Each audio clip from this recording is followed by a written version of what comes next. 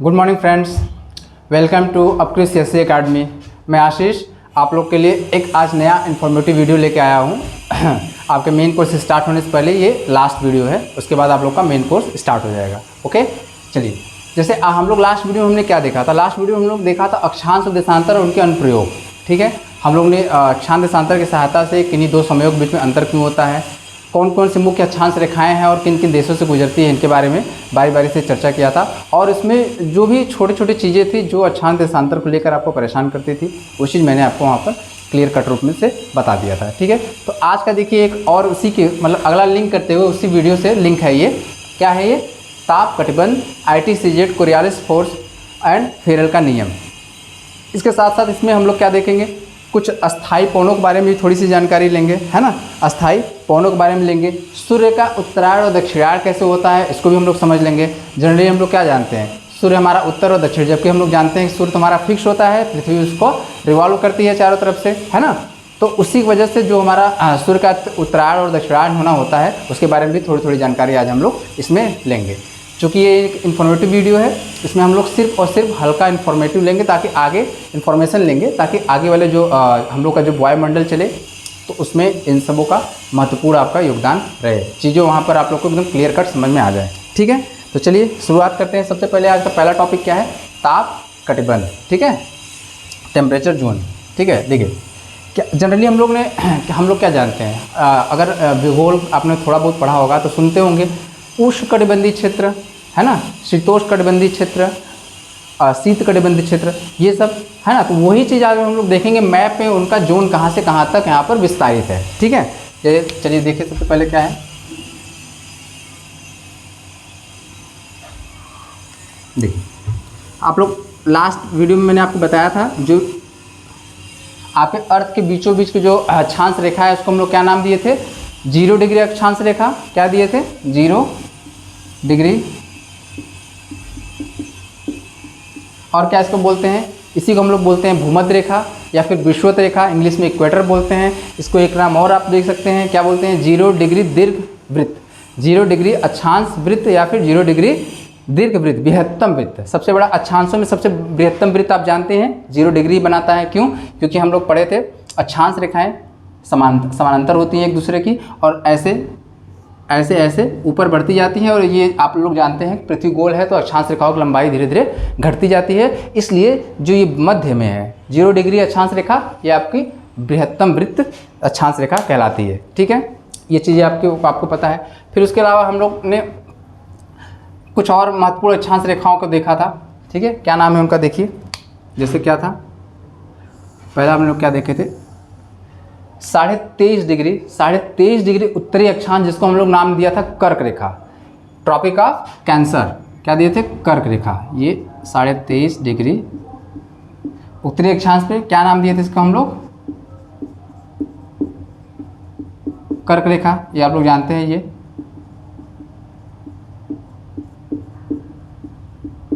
विषुवत रेखा या इक्वेटर बोलते हैं इसको। उसी तरीके से उत्तर में, उसी तरीके से सेम क्या है? दक्षिण में है। दक्षिण में भी 23.5 डिग्री हम लोग क्या नाम दिए थे? 23.5 डिग्री। साउथ में क्या नाम दिया था इसका? मकर रेखा। ठीक है, उसके बाद फिर हम लोग क्या देखें? 23.5 डिग्री से और ऊपर 66.5 डिग्री पे एक हम लोग का बना था 66.5 डिग्री नॉर्थ में। इसका हम लोग नाम ने क्या दिया था? आर्कटिक वृत्त। क्या नाम दिया था इसका? आर्कटिक वृत्त। आर्कटिक वृत्त। और साथ में हम लोग ये भी देखे थे आर्कटिक वृत्त किन किन देशों से गुजरता है, कई एग्जामों में पूछा गया है। आप लोग ना देखो तो उसको जरूर याद कर लीजिए देख के। फिर इसी तरीके से आप लोग का नीचे भी रहेगा दक्षिणी गोलार्ध में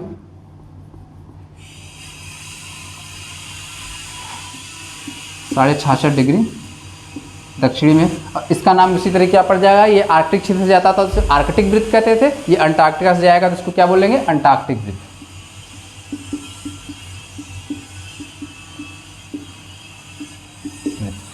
ये आपकी महत्वपूर्ण अक्षांश रेखाएं हो गई। ठीक है, इन्हीं अक्षांश रेखाओं की सहायता से हम लोग क्या चेक करेंगे, मतलब देखेंगे यहाँ पर ताप कटिबंध। ठीक है, किन अक्षांशों के बीच का क्षेत्र हमारा किस ताप कटिबंध में आएगा, वही आज हम लोग यहाँ पर देख लेंगे। देखिए मैंने आपको पहले बताया 23.5 डिग्री कर्क रेखा और 23.5 डिग्री मकर रेखा उत्तर दक्षिण। तो आप लोग ये आप लोग पता है ना, ये आपको भूमध्य रेखा है,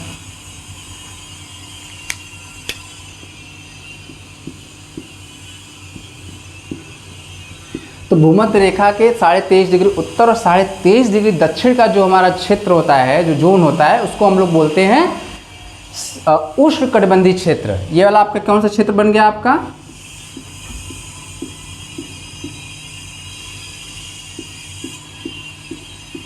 ये आपका कौन सा क्षेत्र बन गया, उष्णकटिबंधीय क्षेत्र। इसको क्या बोलेंगे हम लोग, इस क्षेत्र को क्या बोलेंगे,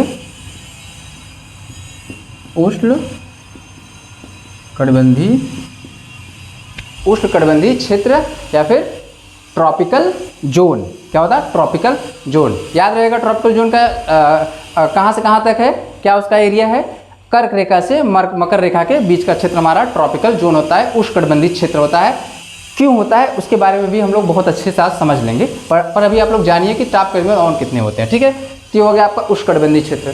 फिर 23.5 डिग्री उत्तर से 66.5 डिग्री उत्तर तक का जो क्षेत्र होता है,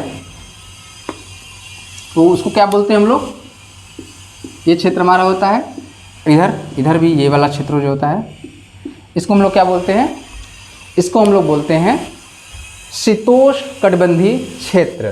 कहाँ से, 23.5 डिग्री उत्तर से 66.5 डिग्री उत्तर तक का, ये हमारा क्या हो जाएगा, शीतोष्णकटिबंधीय क्षेत्र। ठीक है, इसी तरीके से ये वाला भी हमारा 23.5 डिग्री दक्षिण से 66.5 डिग्री दक्षिण तक, ये भी हमारा क्या हो जाएगा, शीतोष्णकटिबंधीय क्षेत्र। एक चीज़ और ध्यान दीजिए बस इसमें कि ये शीतोष्णकटिबंधीय क्षेत्र उत्तर में है, उत्तरी गोलार्ध में, इसलिए हम लोग इसको क्या बोलते हैं, उत्तरी शीतोष्णकटिबंधीय क्षेत्र। और ये जो क्षेत्र हमारा दक्षिण में है, इसको हम क्या बोलेंगे, दक्षिणी शीतोष्णकटिबंधीय क्षेत्र। ठीक है, तो शीतोष्णकटिबंधीय क्षेत्र आपको समझ में आ गया। उष्णकटिबंधीय के बाद हमारा क्या पड़ा, शीतोष्णकटिबंधीय क्षेत्र। ठीक है, और शीतोष्णकटिबंधीय क्षेत्र इसलिए बोलते हैं क्योंकि इसमें शीत और उष्ण दोनों क्षेत्रों का प्रभाव रहता है। वो भी हम लोग थोड़ा सा देखेंगे, 5 सेकंड में समझ में आ जाएगा, उसको भी बता देंगे। इसलिए इसको हम लोग शीतोष्णकटिबंधीय क्षेत्र बोलते हैं। कहाँ से कहाँ तक है, 13.5 डिग्री, मतलब कर्क रेखा से आर्कटिक वृत्त तक और मकर रेखा से अंटार्कटिक वृत्त तक। इसके ऊपर अच्छा हाँ, ये आप लोग जानते हैं, ये हम लोग क्या होता है, नॉर्थ पोल उत्तरी ध्रुव, इसको हम लोग क्या बोलते हैं, साउथ पोल दक्षिणी ध्रुव। ठीक है, तो अब आर्कटिक वृत्त से लेके नॉर्थ पोल तक का जो क्षेत्र होता है उसको हम लोग क्या बोलते हैं, ये हमारा कौन सा क्षेत्र बन गया, ये हमारा बन गया शीत कटिबंध। कौन सा बन गया, ये शीत कटिबंध। इसी उत्तर में है, उत्तरी गोलार्ध को उत्तरी शीत कटिबंध क्षेत्र, और ये दूसरा हमारा दक्षिण वाला क्षेत्र है, इसको हम लोग क्या बोलेंगे, दक्षिणी शीत कटिबंध क्षेत्र। समझ गए आप लोग। तो ये हो गए आपके ताप कटिबंध, कौन कौन से, उष्णकटिबंधीय क्षेत्र, शीतोष्णकटिबंधीय क्षेत्र और शीत कटिबंधीय क्षेत्र। ये 3 आपके कटिबंधीय क्षेत्र हो गए, जिनमें से आपको उत्तर और दक्षिण में बांटना होगा। तो सबसे पहले इसको बांटेंगे, तो क्या बोलेंगे इसको, जो आपका उत्तरी उत्तरी उष्णकटिबंधीय क्षेत्र और दक्षिणी उष्णकटिबंधीय क्षेत्र, ये वाला है ना, उत्तरी उष्णकटिबंधीय क्षेत्र, दक्षिणी उष्णकटिबंधीय क्षेत्र। उत्तरी उष्णकटिबंध कहाँ से होगा, 0 से कर्क तक, और दक्षिणी उष्ण 0 से डिग्री से, मतलब भूमध्य रेखा से मकर तक। ठीक है, उसके बाद कर्क रेखा से आर्कटिक तक के उत्तर में जो है, कर्क रेखा से आर्कटिक वृत्त तक, आर्कटिक हमारा उत्तर में है, अंटार्कटिक दक्षिण में है। आर्कटिक की बात कर रहे हैं, उत्तरी शीतोष्णकटिबंध क्षेत्र, मकर रेखा से दक्षिणी शीतोष्णकटिबंध क्षेत्र, ये हमारा उत्तरी शीत कटिबंध क्षेत्र ध्रुवों के पास का, और ये दक्षिणी ध्रुव का दक्षिणी शीत कटिबंध क्षेत्र। अब हम लोग थोड़ा सा ये देखेंगे कि कर्क रेखा से मकर रेखा के बीच के क्षेत्र को हम लोग उष्णकटिबंधीय क्यों बोलते हैं, इसको क्यों नहीं बोलते हैं। ठीक है, वो थोड़ा सा देख लेंगे। कटिबंध आप लोग का क्लियर हो गया, अब थोड़ा सा देखते हैं क्यों कहते हैं।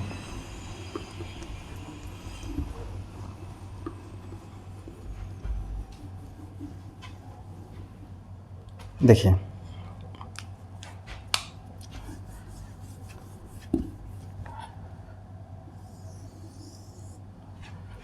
हम लोग ने, अगर कहीं आप लोग ने सुना होगा तो ठीक है, नहीं सुना होगा तो जान लीजिए कि जो हमारे सूर्य की लंबवत किरणें होती हैं, सूर्य की लंबवत किरणें जो होती हैं या सूर्य का जो सूर्यातप होता है, सूर्यातप मतलब इंसोलेशन, जो सूर्य से जो किरणें निकलती हैं हमारे पृथ्वी के सरफेस पर कहाँ पर अत्यधिक मात्रा में प्राप्त होती हैं, ठीक है। और कहाँ पर, सीधी रेखा पर, जहाँ आप लोग अच्छी तरह जानते हैं सूर्य की सीधी रेखा जहाँ पड़ती है वहाँ पर सूर्यातप की मात्रा सर्वाधिक होता है ना।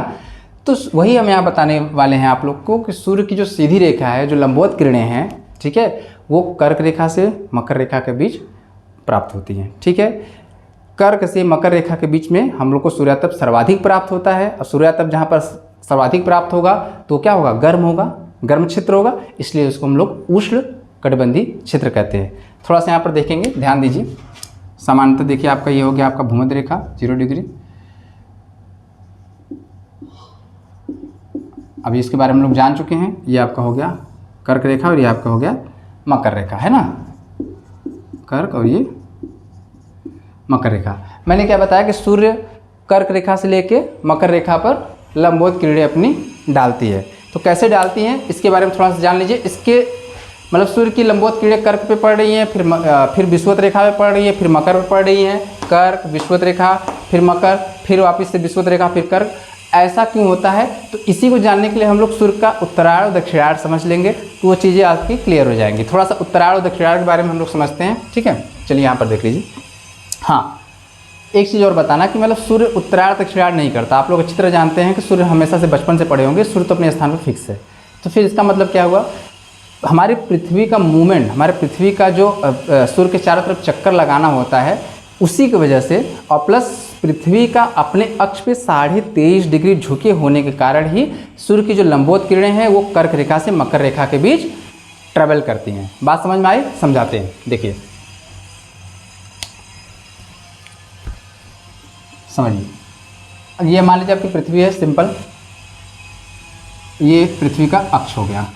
अगर पृथ्वी सीधी है तो अक्ष ये हो जाएगा, ये आपका क्या हो जाएगा, विषुवत रेखा, और ये आपका हो जाएगा कर्क रेखा, और ये हो जाएगा आपका मकर रेखा, ठीक। लेकिन पृथ्वी क्या है, 23.5 डिग्री अपने अक्ष पे झुकी हुई है ना। तो हम देखते हैं यहाँ पर, देखिए ये, अगर ये मान लीजिए आपका, ये आपका मेन बिना झुके हुए अगर ये है आभासी मान ली अक्ष ये है, तो 23.5 डिग्री यही है, ठीक है। यही दिखाने के लिए सिर्फ हमको बता रहे हैं आपको, इसको हम हटा दे रहे हैं। पृथ्वी, इससे आपको लग रहा होगा पृथ्वी 23.5 डिग्री झुकी हुई है ना। ये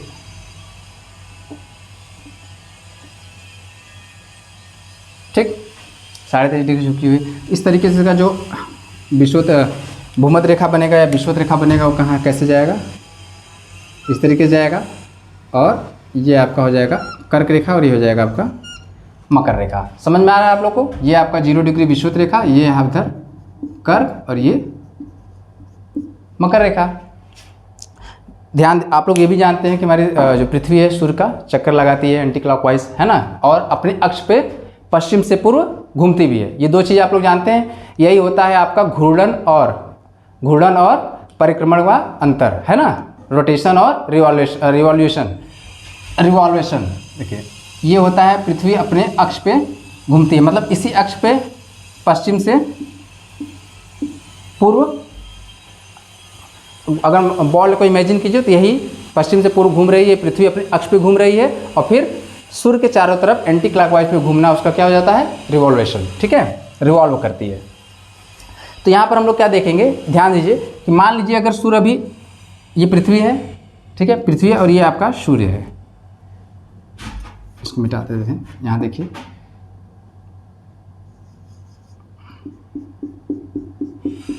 अभी सूर्य की किरणें लंबवत कहाँ मैं दिखा रहा हूँ आपको, कर्क रेखा पर। ये दिख रहा है आपको कर्क रेखा पर, ठीक है, ये कर्क रेखा पर लंबवत पड़ रही है, ठीक है, कर्क रेखा पर लंबवत पड़ रही है। अब पृथ्वी, मान लीजिए सूर्य यहाँ पर होता तो सीधा यहाँ पर रोशनी पड़ती इस तरीके से, है ना, इस तरीके से। हमको चूँकि 2D में दिखाना है तो हमको ऐसे समझना पड़ेगा, आप लोग थोड़ा सा इमेजिन कीजिएगा, ठीक, पड़ा है। अब हम ये जानते हैं कि पृथ्वी अपने अक्ष पे तो घूमती है पश्चिम से पूर्व, इस तरीके से इस पर तो चक्कर लगाती है, प्लस एंटी क्लॉकवाइज सूर्य का भी चक्कर लगाती है। तो अब ये पृथ्वी घूम के जब सूर्य के दूसरे साइड गई, ठीक है, अब ध्यान देंगे आप, तो क्या बन जाएगा, इस तरीके से पृथ्वी आपकी तो यही रह जाएगी, इस तरीके से ही झुकी रहेगी, है ना। ये आपका भूमध्य रेखा हो गया, ये आपका कर्क रेखा हो गया, और ये आपकी मकर रेखा हो गई, ठीक है, कर्क और मकर। अब हमारा सूर्य किधर हो गया, इस साइड हो गया, ठीक। अब क्या देखेंगे, अभी सूर्य अपनी ही जगह है और सूर्य की लंबवत किरणें कहाँ पड़ रही थी, कर्क रेखा पर। और जब आप लोग जानते हैं 300 मतलब 1 साल में पृथ्वी चक्कर लगाती सूर्य का, तो जब पृथ्वी सूर्य के दूसरे साइड आएगी तो क्या देखेंगे आप, एक चक्कर लगाने पे क्या देखेंगे, जब कुछ समय बीतेगा सूर्य इस साइड आ जाएगा, क्या देखेंगे, इसी का सीधा लंबवत किरणें किस पे पड़ने लगेगी, मकर रेखा पर। समझ गए आप लोग, ये किस लिए कैसे हो रहा है, सूरज अपनी जगह पे ही है, बस पृथ्वी घूम के इस साइड आ गई और इसका पोजीशन बदल गया। ये आप लोग चाहे ग्लोब लेके देखेंगे ना, ग्लोब को आप घुमा के किसी सूर्य को मतलब एक बॉल को सूर्य मान के फिक्स करके आप घुमा के देखेंगे तो आप लोग को बहुत आसानी समझ में आ जाएगा, क्योंकि ग्लोब आपका खुद झुका रहता है, तो उसको समझने में आप लोग को बिल्कुल परेशानी नहीं होगी। क्योंकि यहाँ पर बोर्ड पर मैंने एक आसान तरीके से बताने की पूरी कोशिश की। तो आप क्या देख रहे हैं, कर्क रेखा पे चमक रही थी, अब कहाँ चमक रहेगी, मकर रेखा पर। तो मकर रेखा पर चमकने से पहले एक समय ऐसा आया होगा कि ये जो सूर्य है इसकी सीधी रेखा कहाँ पड़ी होगी, विषुवत रेखा पे भी पड़ी होगी, है ना। तो ऐसे होता है, ये मैंने बताया कि सूरज यहाँ चमकते हैं, फिर उसके बाद इनका मूवमेंट यहाँ पड़ता है, फिर यहाँ होता है मकर रेखा पे, फिर वापस जाते हैं, फिर 0 डिग्री विषुवत पे, और फिर कर्क रेखा पे, फिर 0 डिग्री पे, फिर मकर रेखा पे। तो सूर्य की जो लंबवत किरणें हैं इसी तरह मूव करती हैं, कर्क विषुवत रेखा मकर, फिर विषुवत रेखा, फिर कर्क, वापस फिर विषुवत रेखा, फिर मकर। समझ गए आप लोग, तो ये होता है। तो यहाँ पर हम लोग क्या देख रहे होंगे कि सूर्य अपनी जगह पर है, लेकिन फिर भी हम लोग जो इनकी किरणें हैं कर्क से मकर पहुँच गई, इसी को हम लोग क्या बोलते हैं, सूर्य का आभासी उत्तरायण और दक्षिणायण होना। बात समझ में आ गई आप लोग को, बेटर समझ में आ गया होगा आई थिंक, ठीक है। तो इसीलिए हमारा समझाने का बस मतलब इतना था कि सूर्य की जो लंबवत किरणें हैं कर्क और मकर रेखा के बीच, साल भर कर्क और मकर रेखा के बीच में ही पड़ती हैं, साल भर, वर्ष भर, या तो कर्क पर रहेगी, या तो विषुवत पर रहेगी, या तो मकर पर रहेगी, ठीक है। तो उसी के बीच में पड़ता है, इसीलिए ये क्षेत्र सबसे अधिक सूर्य तप की प्राप्ति करता है, इसीलिए इसको हम लोग बोलते हैं उष्णकटिबंधीय क्षेत्र। समझ गए आप लोग, बेटर है, ठीक है। और इसी को समझाने के चक्कर में आप लोग आज उत्तरायण दक्षिणायण भी अच्छे समझ लिए होंगे, ठीक है। चलिए अगला है, क्या है इसमें, अगला कटिबंध क्या था, शीतोष्ण। उष्ण कटिबंध के बाद अगला कटिबंध आपका क्या था, शीतोष्ण। शीतोष्ण मैंने आपको बताया क्यों शीतोष्ण उसको बोलते हैं। देखिए ये कर्क रेखा है और सूर्य मान लीजिए यहाँ पर चमक रहा है, ठीक है। तो इसका क्या है, इसका क्षेत्र ऐसा है कि ऐसा नहीं कि कर्क रेखा चमक रहा है तो सिर्फ इसके नीचे वाले को गर्म करेगा, आसपास के भी क्षेत्र को पूरा इधर गर्म कर देता है ना। इसी और ऊपर क्या है, इधर इसके बाद तिरछी किरणें पड़ने लगती, तो इधर इतनी गर्मी नहीं होती, उधर ठंड पड़ती है। तो ये जो क्षेत्र हो जाता है आपका 66.5 डिग्री, ये वाला जिसको हम लोग बोलते हैं 66.5 डिग्री नॉर्थ, इसके बीच का जो क्षेत्र होता है उसमें गर्मी और ऊपर से ठंडी दोनों का प्रभाव रहता है, इसलिए इसको हम बोलते हैं शीतोष्ण, शीत और उष्ण दोनों, ठीक है। ध्यान, आप लोग को एक चीज़ मैंने बताया था, अगर ये ध्यान होगा आप लोग को, ठीक है, ये विषुवत रेखा है, तो आप अपना भारत कहाँ पर है, भारत का कहाँ है, पूर्वोत्तर गोलार्ध में कहाँ है, कर्क रेखा भारत के बीचों बीच,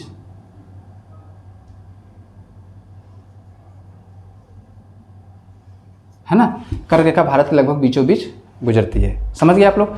तो कर्क रेखा भारत के बीचों बीच गुजरती है, तो आप लोग फिर भी जानते होंगे कि कर्क रेखा भारत के 8 राज्यों से गुजरती है और उसके ऊपर उत्तरी क्षेत्र में भी बहुत भयंकर गर्मी पड़ती है ना। तो इसलिए हम लोग का क्या होता है, कुछ क्षेत्र हम लोग का मतलब अधिकांश क्षेत्र हम लोग का उष्णकटिबंध में पड़ता है, लेकिन जो हम लोग का एकदम पर्वतीय उत्तरी पर्वतीय क्षेत्र है वो किसमें पड़ने लगता है, वो शीतोष्ण का भाग हो जाता है, ठीक है ना।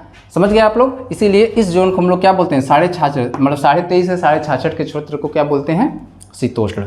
और उसके ऊपर का हमारा शीत कटिबंध हो जाता है, काले है, तो वहाँ पर बिल्कुल सूर्य की तिरछी किरणें पड़ती हैं, चाहे कर्क रेखा पे भी हो सूर्य की, तो भी वहाँ पर उतनी सूर्याताप की प्राप्ति उतनी नहीं हो पाती, इसलिए वो हमेशा फ्रिजिड जोन बना रहता है। हमेशा फ्रिजिड जोन मतलब वही शीत कटिबंध बना रहता है, बर्फ हमेशा जमे रहते हैं। यही चीज़ सेम आपका दक्षिण में भी होता है, उत्तरी शीत कटिबंध और दक्षिणी शीत कटिबंध।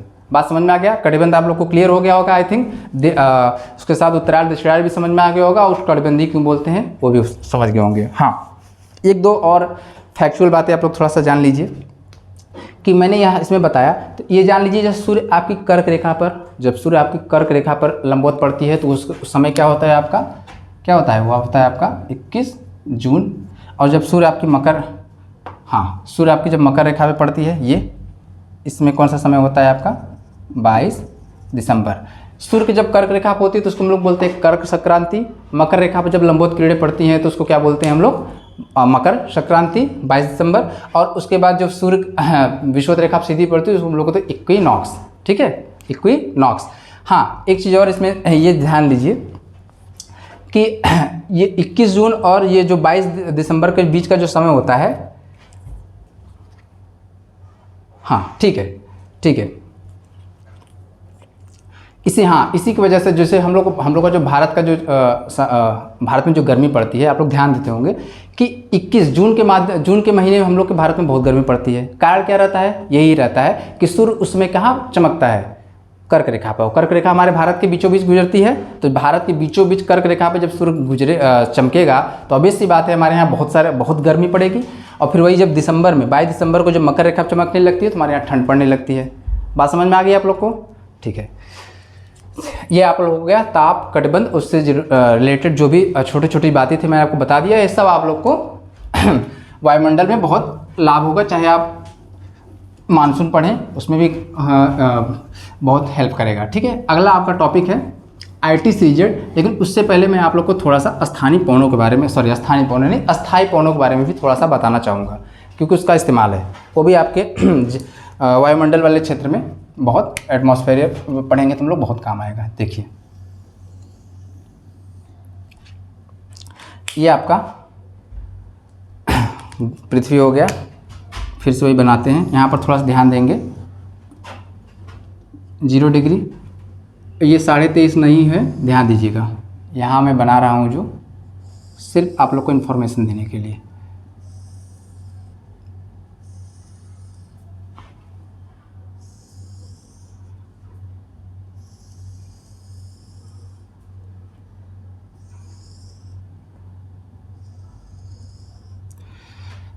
देखिए, थोड़ा सा फिगर इधर उधर है, उसको आप लोग बस समझ लीजिए। देखिए, ये है 30 डिग्री उत्तर से 35 डिग्री उत्तर तक का अक्षांश, ये 60 डिग्री उत्तर से 65 डिग्री उत्तर। ठीक है, ये आपको पता है आपका नॉर्थ पोल और ये साउथ पोल। इसी तरह से यही यहाँ पर हो जाएगा, दक्षिण में भी 30 degree south and 35 degree south, 60 degree south and 65 degree south. यहाँ सिर्फ ये बताना है आप लोग को दाब कटिबंध। क्या बता रहे हैं हम लोग यहाँ पर,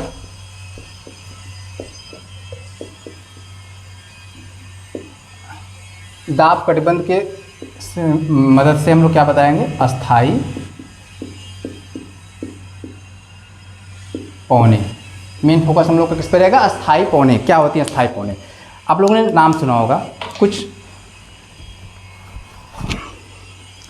अस्थाई पौनों का, जैसे व्यापारिक पौने आप लोगों को सुना होगा। क्या सुना होगा आपने, व्यापारिक पौनों का नाम सुना होगा, पछुआ पौनों का नाम सुना होगा, है ना, ध्रुवीय पौनों का नाम सुना होगा। तो हम लोग उसी की बात करेंगे, बस यहाँ पर ये देखेंगे कि उनका क्षेत्र क्या है। जिस तरीके से हम लोग ताप कटिबंध में उष्ण कटिबंध, शीतोष्ण कटिबंध, शीत कटिबंध का जो हम लोग अक्षांशीय विस्तार देखे थे, उसी तरीके से हम लोग यहाँ पर दाब कटिबंध की सहायता से यहाँ पर हम लोग देखेंगे अस्थाई पौनों का विस्तार। ठीक है, अस्थाई पौनों का विस्तार। ध्यान देंगे आप लोग, विषुवत रेखा से, विषुवत रेखा के 30 डिग्री उत्तर से और 30 डिग्री दक्षिण के बीच में, विषुवत रेखा से, विषुवत रेखा है ना आपका, ये आपका भूमध्य रेखा है, विषुवत रेखा, इसको दोनों हम लोग बोलते, तो पहली बात हो गई। ठीक है, 30 डिग्री उत्तर से 30 डिग्री दक्षिण के बीच में हवाएं जो चलती हैं, हवाएं जो चलती हैं उनको हम लोग बोलते हैं व्यापारिक पौने। और उनका दिशा भी आपको बहुत ध्यान देना है, ध्यान दीजिए, ऐसे चलती है इस डायरेक्शन में। ठीक है, और जो दक्षिण चलती हैं ऐसे। दिशा बिल्कुल नहीं बदलेंगे आप, इस तरीके से नहीं बना देंगे, है ना, ऐसे ऐसे ऐसे से नहीं, बिल्कुल जो डायरेक्शन है उसका आप लोग पूरा ध्यान देंगे, ठीक है। ये हवाओं, इन हवाओं का नाम क्या है? ट्रेड विंड्स या फिर व्यापारिक पवने। इनको और अगर हम थोड़ा सा बांटें तो उत्तर, देखिए ये भूमध्य रेखा है, इसके उत्तरी गोलार्ध में जो इस तरह की हवाएं चलती हैं उनको बोलते हैं उत्तरी व्यापारिक पवने, और जो नीचे चल रही है ये चल रही है इसको बोलेंगे दक्षिणी व्यापारिक पवने। तो हम एक साथ अगर इनको बोलेंगे तो क्या बोलेंगे? व्यापारिक पौने, ठीक है, ट्रेड विंड्स, ओके। अब 35 डिग्री उत्तर से 60 डिग्री उत्तर के बीच में हवाएं जो चलती हैं उनका डायरेक्शन इस तरीके से होता है। डायरेक्शन ध्यान दीजिएगा बिल्कुल।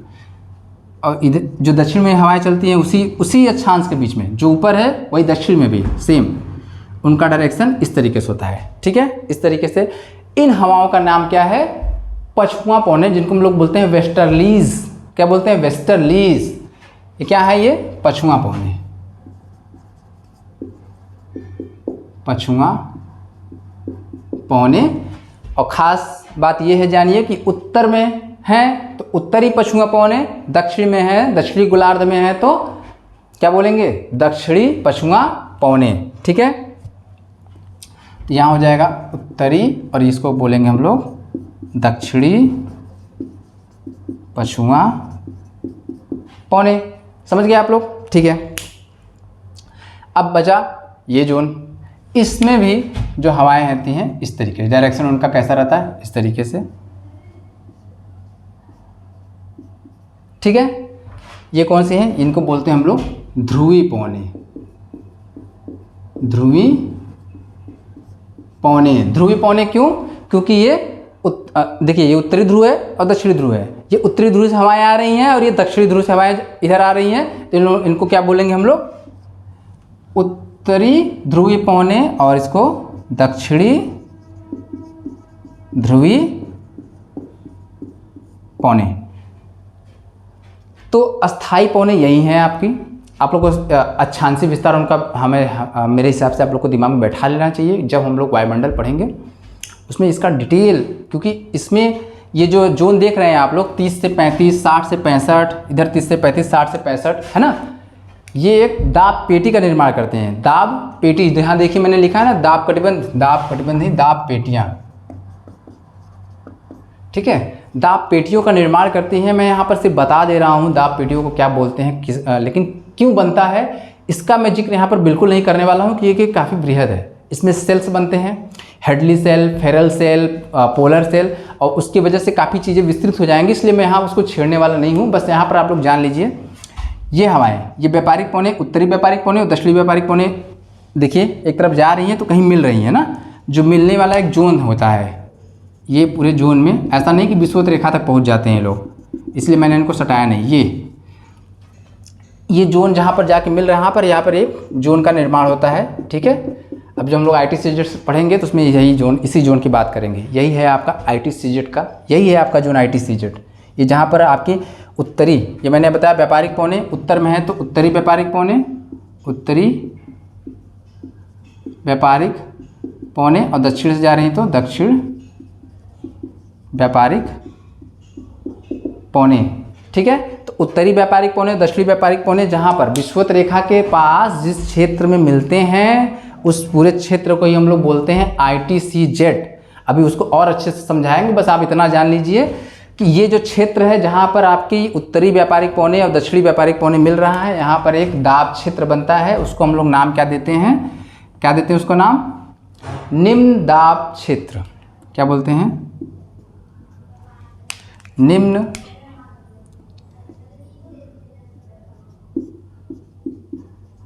दाब क्षेत्र या निम्न दाब पेटी।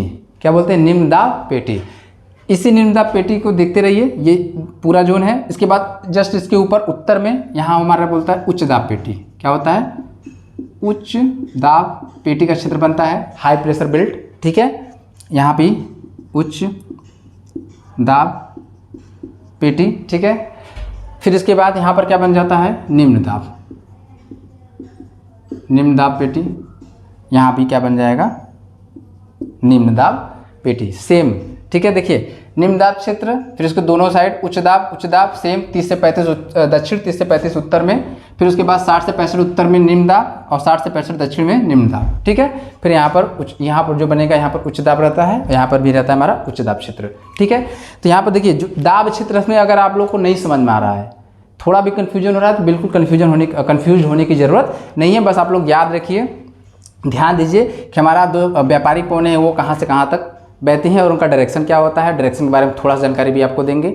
फिर ये पछुआ पौने हैं, जो उत्तरी पछुआ पौने का डायरेक्शन किधर होता है और क्या कौन सा उनका विस्तार होता है, 35 डिग्री उत्तर से 60 डिग्री दक्षिण उत्तर के बीच में, इसी तरह दक्षिण में भी है। फिर उसके बाद ध्रुवी पौनों का, है ना, ये आप लोग को बताना मेरा काम था यहाँ पर, क्योंकि ये ज़रूरी था। ठीक है, थोड़ा सा डायरेक्शन के लिए देख लें, आप लोग अच्छी तरह जानते हैं ये हमारा उत्तर होता है ना, ये हमारा दक्षिण होता है, ये हमारा पूर्व होता है, ये हमारा पश्चिम होता है, ये होता है। ये देखिए हवाएं इधर से आ रही हैं, ठीक, इसलिए इनको क्या नाम देते हैं, उत्तर पूर्वी व्यापारिक पौने। इस वाले को क्या बोलेंगे, उत्तर पूर्वी व्यापारिक पौने, और इस वाले को क्या बोलेंगे, दक्षिण पूर्वी व्यापारिक पौने, इसी तरह इसका ये जो डायरेक्शन है, इसलिए मैंने आपको बताना जरूरी समझा, क्योंकि इनका डायरेक्शन आप लोग को याद रहेगा, तभी हम ये देखेंगे कि कोरियालिस बल और फेरल का नियम जब इस पर काम करेगा तो कैसे, किस तरीके से इनका डायरेक्शन इधर हुआ है, मतलब ये ऐसे क्यों हुआ है। ठीक है, इसीलिए हम आप लोग को यहाँ पर बताना थोड़ा सा ज़रूरी समझते थे। बस आप लोग याद रखेंगे, डायरेक्शन याद रखेंगे, उनका क्षेत्र याद रखेंगे।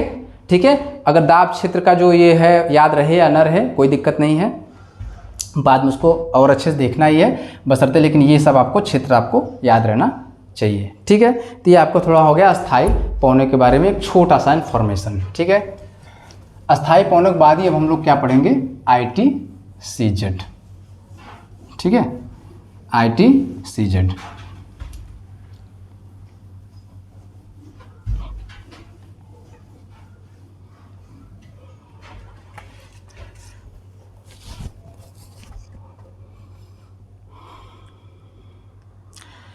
ITCZ पढ़ने से पहले 1 मिनट का थोड़ा सा break.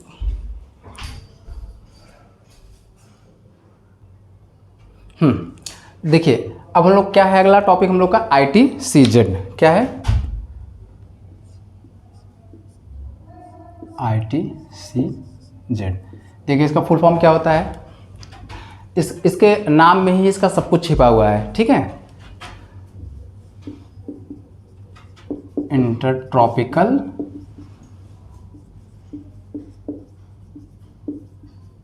Convergence zone. Intertropical convergence zone Hindi में क्या बोलते हैं,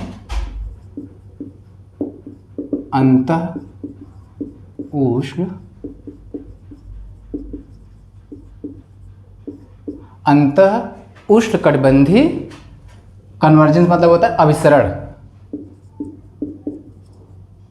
अभिसरित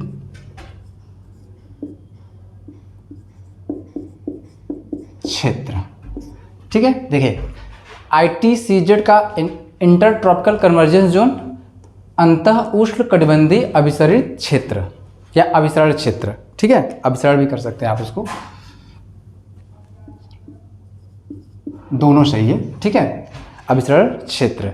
तो देखिए यहाँ पर जो पहले ट्रॉपिकल हो गया, तो अभी मैंने आपको ताप कटिबंध पढ़ाया होगा आपको अभी इसी क्लास में, तो आपको याद होगा कि ट्रॉपिकल जोन कहाँ से कहाँ तक था हमारा, ट्रॉपिकल जोन कहाँ से कहाँ तक था, भूमध्य रेखा से कर्क रेखा और मकर रेखा के बीच का हमारा क्षेत्र, मतलब 23.5 डिग्री उत्तर से 23.5 डिग्री दक्षिण तक का क्षेत्र हमारा ट्रॉपिकल जोन होता था, है ना।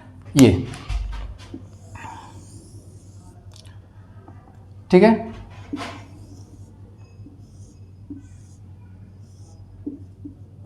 ये कर्क रेखा और ये मकर रेखा, ये क्या होता था 23.5 डिग्री नॉर्थ और ये 23.5 डिग्री साउथ हो गया। ठीक है, तो ट्रॉपिकल क्षेत्र ये हो गया हमारा। ठीक है, यहाँ पर क्या हो रहा है, बस वही चीज़ यहाँ पर अभी जस्ट मैंने आपको अस्थाई पौने बताने में ये बताया था, ध्यान होगा अभी जस्ट कि उत्तर व्यापारिक पौने और दक्षिण व्यापारिक पौने, उत्तर व्यापारिक पौने और दक्षिण व्यापारिक पौने इक्वेटर के पास आके कहीं मिलती हैं, है ना। तो वो क्षेत्र, वो इक्वेटर के पास का क्षेत्र यहाँ पर इसके हिसाब से बताइए क्या होगा, ट्रॉपिकल जोन ही होगा ना। ये पूरा जोन क्या होगा, ट्रॉपिकल जोन। और वो इधर से आती थी और इधर से जाती थी और यहीं पर जाके एक क्षेत्र ऐसा बनता था, जो भी मैंने फिगर में बताया था आपको पीछे वाले में। यहीं जाके वो दोनों व्यापारिक पौने, उत्तर व्यापारिक पौने, दक्षिण व्यापारिक पौने यहाँ पर मीट करती थी, ठीक है। उसी क्षेत्र को हम लोग बोलते हैं ITCZ। आप लोग देखिए लिख रहा होगा उष्णकटिबंधीय अभिसरण क्षेत्र। यहाँ पर क्या हो रहा है, उत्तर व्यापारिक पौने और दक्षिण व्यापारिक पौने आके यहाँ पर मिल रहे हैं। समझाते हैं, देखिए, ठीक। अस्थायी पौने मैंने बताया था, बस इतना ही ध्यान रखिए, ठीक। कर्क से मकर के बीच में आपका ट्रॉपिकल जोन पड़ता है और ये जो आपका व्यापारिक पौनों का क्षेत्र कहाँ से कहाँ तक था, 30 डिग्री नॉर्थ से 30 डिग्री 35 डिग्री नॉर्थ, और ये था 30 डिग्री साउथ से 30 डिग्री 35, ओके। ये था, इसी के बीच में हमारी व्यापारिक पौने आती थी, है ना, बहती थी। कैसे, इधर से आया, यहाँ यहाँ यहाँ,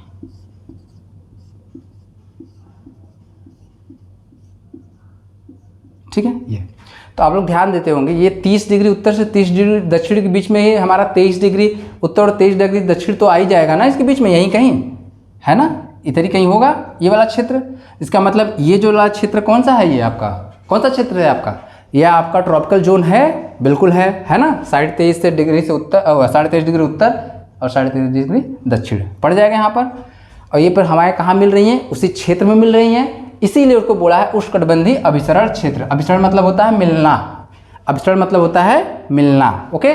यहाँ देखिए, ये आपकी कौन सी हवाएं थी, उत्तरी व्यापारिक पौने, ये वाली कौन सी हैं, दक्षिणी व्यापारिक पौने, ओके। ये विषुवत रेखा के पास, एकदम विषुवत रेखा तक नहीं पहुंच पाती, इसीलिए बता रहा हूं। अभी ITCZ और विषुवत रेखा के बीच में अंतर मैं इसी से बताऊंगा, आप लोग बस ध्यान से देखिए। तो ये वाला जो क्षेत्र है आपका, जहां पर ये उत्तर व्यापारिक पौने और दक्षिण व्यापारिक पौने जाके यहाँ पर जो जिस जोन में एक जोन बनाते हैं जहाँ पर ये मीट करती हैं, ठीक है। किताबों में अलग अलग है, कहीं आपको मिलेगा 5 डिग्री उत्तर से ये 5 डिग्री नॉर्थ से 5 डिग्री साउथ, और आपको कहीं मिलेगा 10 डिग्री, ठीक है, 10 डिग्री नॉर्थ से 10 डिग्री साउथ के बीच के क्षेत्र होता है जहाँ पर वो मिलते हैं। समझ गए आप लोग। तो कन्फ्यूजन अपने मन में बिल्कुल नहीं पालना है, बस इतना ध्यान रखिए कि 5 डिग्री उत्तर दक्षिण दिया हो या 10 डिग्री, आपका वही होता है ITCZ का क्षेत्र होता है। कहीं पर आप बस ये मान लीजिए कि 5 से 10 डिग्री उत्तर, 5 से 10 डिग्री दक्षिण का क्षेत्र होता है, जहाँ पर उत्तर व्यापारिक पौने और दक्षिणी व्यापारिक पौने जाके मिलती हैं और एक क्षेत्र का निर्माण करती हैं, जिसको हम लोग क्या बोलते हैं, ये वाला क्षेत्र होता है, इसी को हम लोग बोलते हैं ITCZ। क्या बोलते हैं, ITCZ या इंटर ट्रॉपिकल कन्वर्जेंस जोन, यही है आपका ITCZ, ठीक है। एक चीज़ और, जब हम लोग पौने स्थायी पौन पढ़े हैं अभी जस्ट पीछे, तो हम लोग क्या देख रहे थे, जहाँ पर व्यापारिक पौने मिल रही थी वहाँ पर एक बेल्ट, इस तरह का बेल्ट मैंने वहाँ बताया था, और वहाँ भी बताया था कौन सा जहाँ पर बेल्ट बन रहा था, कौन सा दाब पेटी बन रही थी, निम्न दाब। क्या बन रहा था, निम्न दाब। पीछे जाके आप लोग देखेंगे अगर ध्यान होगा, यहाँ से कौन सा ये जो क्षेत्र बनता था, कौन सा था ये, निम्न दाब। बात समझ में आ गया, निम्न दाब। तो अगर इसको परिभाषित करना होगा तो कैसे परिभाषित करेंगे, ऐसा निम्न दाब का क्षेत्र जहां पर, ऐसा निम्न दाब का क्षेत्र जहां पर उत्तरी व्यापारिक पौने या उत्तर पूर्वी व्यापारिक पौने भी कर सकते हैं आप, मैंने आपको डायरेक्शन में बता दिया था, ठीक है। तो मैं यहाँ पर उत्तरी दक्षिणी भी सिर्फ बता रहा हूँ, आप लोग डायरेक्शन देख लीजिएगा। ऐसा निम्न दाब का क्षेत्र जहाँ पर उत्तरी व्यापारिक पौने और दक्षिणी व्यापारिक पौने आके अभिसरित होती हों, उस क्षेत्र को हम लोग क्या बोलते हैं, इंटर ट्रॉपिकल कन्वर्जन जोन या फिर अंत उष्णकटिबंधीय क्षेत्र, ITCZ। बात समझ में आ गई? बहुत सिंपल परिभाषा है, आप लोग आराम से इसको समझ सकते हैं। ये है आपका, ठीक है, समझ गए आप लोग। निम्न दाब का क्षेत्र क्यों बना, इसको निम्न दाब क्यों बोलेंगे, इसके बारे में मैंने आपको पहले बताया था। जब हम लोग वायुमंडल पढ़ेंगे तो ही वहाँ पर इसको छेड़ेंगे, क्योंकि यहाँ पर बहुत सारे सेल बनते हैं, ठीक है, उसकी वजह से। फिर भी यहाँ पर बस एक छोटा सा चीज़ यहाँ पर जान लीजिए कि अभी मैंने आपको ये बताया कि सूर्य की लंबवत किरणें कर्क रेखा, विषुवत रेखा, मकर रेखा के बीच में 12 महीने ट्रैवल करती रहती है, और उसमें सर्वाधिक जो लंबवत किरणें प्राप्त होती है वो विषुवत रेखा को प्राप्त होती है सर्वाधिक समय तक, ठीक है, क्योंकि वो कर्क रेखा से जब मकर रेखा के पास जाता है तो भी उस पर चमकता है, फिर मकर रेखा से कर्क के पास जाता है तो भी वो विषुवत रेखा पर सूर्य लंबवत किरणें अपनी गिराता है, ठीक है। तो ये वही है, विषुवत रेखा ही है। तो इसी क्षेत्र में क्या होता है, लो प्रेशर, मतलब जहाँ पर हाई टेम्परेचर रहेगा वहाँ पर हवाएं गर्म हो जाती हैं, और गर्म होकर जब हवाएं उठती हैं तो वहाँ पर क्या होता है, जहाँ हवाओं का दबाव नहीं होगा, हवाएं गर्म होकर ऊपर उठ जाएंगी, तो वहाँ पर क्या हो जाएगा, वहाँ पर निम्न दाब का क्षेत्र बनेगा ना भाई, सीधी सी बात है। जहाँ हवाओं का प्रेशर ज़्यादा रहेगा वहाँ पर उच्च दाब रहेगा, पर जहाँ हवाएं गर्म होकर ऊपर उठेंगी तो वहाँ पर उस स्थान पर क्या हो जाएगा, हवाओं का दबाव कम हो जाएगा, तो निम्न दाब का क्षेत्र बन जाएगा, है ना। और ये आप लोग अच्छी तरह जानते हैं, गर्म हवाएं हमेशा ऊपर उठती हैं, और गर्मी क्यों, क्योंकि ये आपको यहाँ पर सूर्यातप सर्वाधिक पड़ता है, ठीक है, सूर्यातप आपका सर्वाधिक पड़ता है, ठीक है। हाँ, लेकिन इस बात से ये इतना आप लोग को क्लियर हो गया। अभी इसमें एक थोड़ा सा कन्फ्यूजन आप लोग को मन में होगा कि हमेशा ITCZ हमेशा आपके विषुवत रेखा पर ही नहीं बनेगा। ये आप लोग बात को एकदम गांठ बांध लीजिए। फिर आप कहेंगे कि सर आपने बताया कि निम्न दाब का क्षेत्र आपका सबसे सर्वाधिक सूर्यातप आपका विषुवत रेखा में मिलता है, तो निम्न दाब का क्षेत्र भी सबसे ज़्यादा यहीं बनेगा, तो ITCZ यहीं बनना चाहिए। नहीं, ऐसा नहीं है। जो आपका बता रहे हैं आपको, समझिए थोड़ा सा। जो आपका विषुवत रेखा है, यहाँ का औसत तापमान, यहाँ पर औसत तापमान सर्वाधिक होता है, औसत तापमान, ठीक है। लेकिन हमेशा तापमान अधिक रहे ऐसी बात बिल्कुल नहीं है। कारण क्यों है, देखिए, मैंने अभी आपको इसीलिए वहाँ पर उत्तरायण और दक्षिणायन आपको समझा दिया था, यहाँ जरूरत पड़ने वाली। देखिए, मान लीजिए अभी सूर्य की सीधी किरणें आपकी विषुवत रेखा पे पड़ रही हैं, ठीक है। तो यहाँ तो टेम्परेचर ऑब्वियस सी बात है, यहाँ पर सर्वाधिक होने वाला है ना, सबसे अधिक रहेगा। लेकिन हमने आपको बताया एक समय आता है सूर्य की किरणें कहाँ पहुँच जाती हैं, यहाँ, और एक समय आता है कर्क रेखा पर, फिर मकर रेखा पर, है ना। तो देखिए, जब कर्क रेखा पर पड़ता है, मान लीजिए कर्क रेखा पर सूरज चमक रहा है, तो हमारे उत्तर भारत की बात हो रही है, हम अपना महसूस करें तो क्या होता है, उसमें गर्मी कितनी होती है हमारे उत्तर भारत में। आजकल तो मान के चलिए कि आजकल रुला ही दे रहा है ना, हालत ख़राब कर दे रहा है। तो उत्तर भारत में जब गर्मी पड़ती है, मतलब कर्क रेखा पर जब सूर्य चमकता है, तो टेम्परेचर आप मान के चलिए कि उसमें 45 से 48, 49, 50 तक पहुँच जाता है ना। 45 डिग्री से 50 डिग्री तक, 50 नहीं कहेंगे अभी, फिर भी 49 डिग्री तो कह ही सकते हैं, है ना। 49 डिग्री तक पहुंच जाता है, और उस समय आपके विषुवत रेखा पर तापमान कितना होता है, कम होता है। क्यों, क्योंकि सूरज अगर कर्क रेखा पर चमक रहा है तो ऑब्वियस सी बात है विषुवत रेखा पे कम होगा, है ना। तो उसमें इसके कंपैरिजन में टेम्परेचर मान लीजिए यहाँ पर 35 डिग्री सेंटीग्रेड है। तो अब बताइए, ज़्यादा निम्न दाब का क्षेत्र कहाँ बनेगा, मकर रेखा बनेगा ना, सॉरी कर्क रेखा बनेगा। ज़्यादा जहाँ गर्मी ज़्यादा रहेगी वहीं की हवा उठेगी गर्म होकर, फिर वहाँ निम्न दाब का क्षेत्र वहाँ बनेगा, ठीक है, वहाँ बनेगा। समझ में आ गया आप लोग को। इसी तरीके से जब सूर्य मकर रेखा पर आ गया तो टेम्परेचर यहाँ का बढ़ गया 45 से 50, उससे भी ज़्यादा होता होगा, तो ऐसे जनरली 45 से 50 तक हम मानते हैं। तो यहाँ भी देखिए, फिर वापस विषुवत रेखा से ज़्यादा हो गया, तो अब ITCZ कहाँ बनने लगता है, इधर अभिसरित होने लगता है। हालांकि दक्षिण में उसका मूवमेंट कम होता है, उसका डिफ्लेक्शन कम होता है, लेकिन हाँ होता ज़रूर है। तो कहने का मतलब ये है कि ITCZ हम दिखाने का जो सामान्यतः जो दिखाते हैं हम लोग यहाँ दिखाते हैं, अभी इसमें कोई मूवमेंट नहीं है। अभी हम ये मान के चल रहे हैं कि सूर्य की लंबवत किरणें हमारे विषुवत रेखा में पड़ रही हैं, और वहीं पर आकर में व्यापारिक पौने वहाँ मिल रही हैं, इसलिए जो जोन बन रहा है वो हमारा ITCZ का क्षेत्र बन रहा है। लेकिन हम लोग बताएं कि कि सूर्य जब उत्तरायण होता है, आभासी उत्तरायण, तो कर्क रेखा पर लंबवत किरणें पड़ने लगती हैं। इसीलिए हमारा जो ITCZ है, ये वाला जो क्षेत्र है, विषुवत रेखा अपनी जगह रहेगा, विषुवत रेखा तो अपनी जगह रहेगा, ठीक है। लेकिन जहाँ पर गर्मी ज़्यादा होगा तो वहाँ पर क्या हो जाएगा, ये बताया मैंने आपका। अब यहाँ पर ITCZ मिलने लगेगा, यहाँ बनने लगेगा, ये वाला क्षेत्र आपका ITCZ बन जाएगा, कर्क रेखा। समझ रहे हैं आप लोग। इसी तरीके से जब हम लोग मानसून पढ़ेंगे तो हम लोग देखेंगे यही ITCZ हमारे भारत में वर्षा का एक प्रमुख कारण बनता है।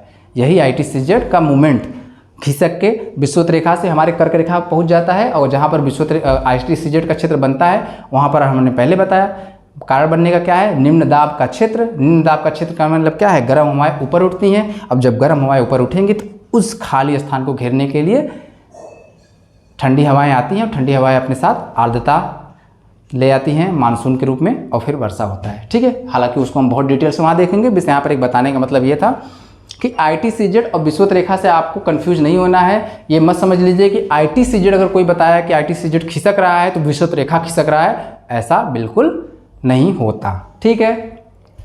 कारण भी मैंने बता दिया कि आपके विषुवत रेखा का औसत तापमान हमेशा अधिक होता है, औसत तापमान।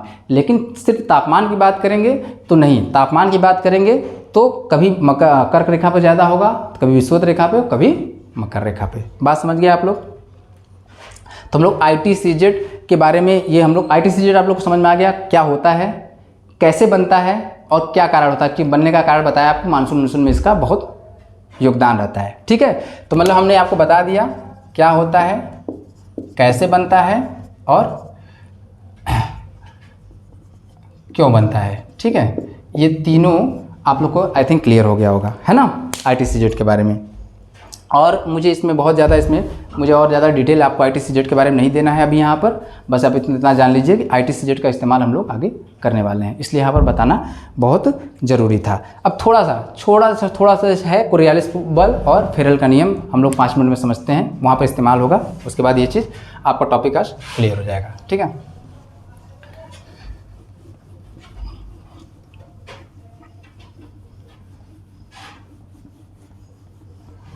तो अगर ITCZ को अगर हमको एक लाइन में समझना होगा तो क्या होगा, क्या कैसे करेंगे। ITCZ को एक लाइन में अगर समझना हो तो क्या करेंगे, सीधे से बताइए। व्यापारिक कोण, निम्न दाब का क्षेत्र बना, देखिए सर्वाधिक सूर्यातप जहाँ बना वहाँ निम्न दाब का क्षेत्र बना। निम्न दाब के क्षेत्र पे आपके व्यापारिक कोणों का अभिसरण हुआ, और व्यापारिक कोणों का अभिसरण जहाँ हुआ वहीं पर ITCZ बना। तो कैसे करेंगे, सर्वाधिक सूर्यातप, इसलिए मैं यहाँ पर इक्वेटर नहीं लिख रहा हूँ, बस लिख रहा हूँ सर्वाधिक सूर्यातप, वो चाहे कर्क रेखा पे हो चाहे मकर रेखा पे। फिर सर्वाधिक सूर्यातप से क्या बना आपका, निम्न दाब का क्षेत्र, ओके। फिर निम्न दाब क्षेत्र के बाद क्या होता है, व्यापारिक पवनों का अभिसरण, व्यापारिक कोणों का अभिसरण, कन्वर्जन। उसके बाद अगला क्या बनता है यहाँ पर, ITCZ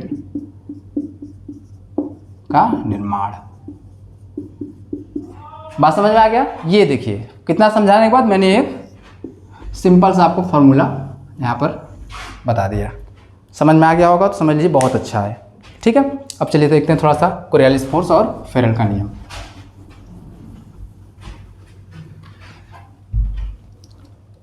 देखिए अभी मैंने थोड़ा सा जिक्र किया हवाओं का जो गति होता है वो कहाँ से होता है, निम्न दाब से, सॉरी उच्च दाब से निम्न दाब। हवाएं कहाँ से कहाँ चलती हैं,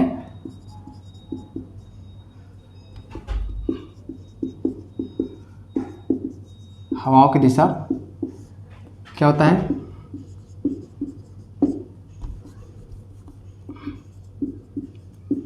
उच्च दाब से निम्न दाब की ओर, मतलब high pressure to low pressure, ठीक है। ये होता है क्यों, लो प्रेशर जहाँ होता है अभी मैंने जस्ट बताया आपको, हाई टेम्परेचर होता है तो वहाँ पर लो प्रेशर क्रिएट होता है, हवाएं ऊपर जाती हैं, फिर उसको घेरने के लिए हाई प्रेशर की हवाएं, ठंडी हवाएं वहाँ पर जाती हैं, इसलिए होता है कि high pressure to low pressure हवाओं का डायरेक्शन होता है। एक और चीज़ होता है, हमारी पृथ्वी क्या करती है, हवाओं का दिशा कैसे तय होता है बता रहा हूँ, ठीक है। एक तो ये कारण हो गया, दूसरा क्या होता है, पृथ्वी का अपनी अक्षी अपनी अक्षी गति, ठीक है, अपना अक्षी गति, ठीक है, हिंदी थोड़ा देख लीजिएगा आप लोग, ठीक है, अक्षी गति अपने अक्ष पे घूमती है, इसकी वजह से भी हवाओं का डायरेक्शन क्या होता है, प्रभावित होता है, ठीक है। ये तो तय है कि उच्च दाब से निम्न दाब की तरफ हवाएं बढ़ती हैं और फिर जैसे बढ़ती हैं उनका प्राइमरी काम है उच्च दाब से निम्न दाब की तरफ जाना, और जब वो जैसे चलती हैं तो आप जानते हैं पृथ्वी हमेशा घूमती रहती हैं, तो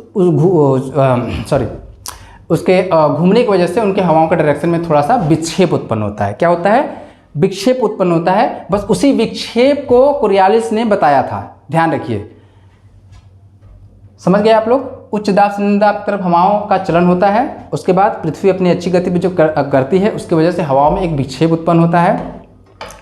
उसी विक्षेप को परिभाषित किया था कोरियालिस ने और बोला था कि ये जो विक्षेप जो यहाँ पर हवाओं में डिफ्लेक्शन आ रहा है, जो विक्षेपण आ रहा है, वो जिस बल के एक बल, मतलब उन्होंने बताया कि ये हवाओं में जो विक्षेपण आ रहा है, जो डिफ्लेक्शन हो रहा है, एक फोर्स काम करता है, ठीक है।